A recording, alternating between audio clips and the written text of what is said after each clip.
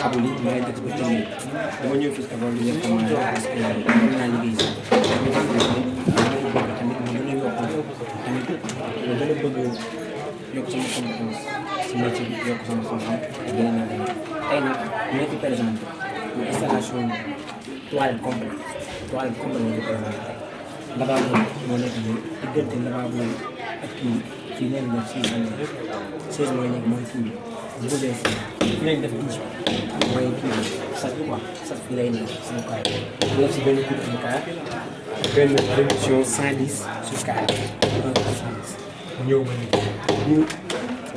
dimension yi ñu jël merci def si thé simple pour du huitième def si benn chou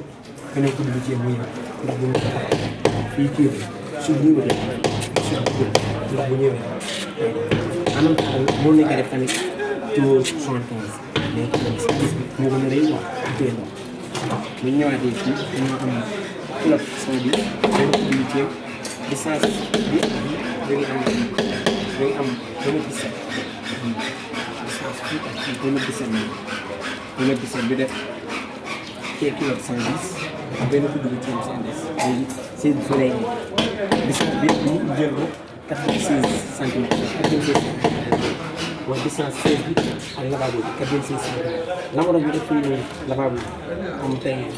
par exemple su nekkee fii daa am bés nga lavabo bi muy ndox kese lay jël su ñëwee bu fekkee fii nii dafay ramasser ñoo mën jël bii def ko fii mais ñu jël mais la ko digg mooy gën nga xam ni lavabo bi ndox kese lay jël lu mu fi fekkee rek da koy ramasser léegi distance bi te boo si sànni am na espace léegi sangukaay bi moo nekk nii moom ñu ko jël 1 mètre 5 ñu tiw attenté nii lañ ko jëlee tey daal tey de installation douche complète yi lañ leen ñëw ñu présenté leen ma sama collègue bi ñoo xam ne ñu def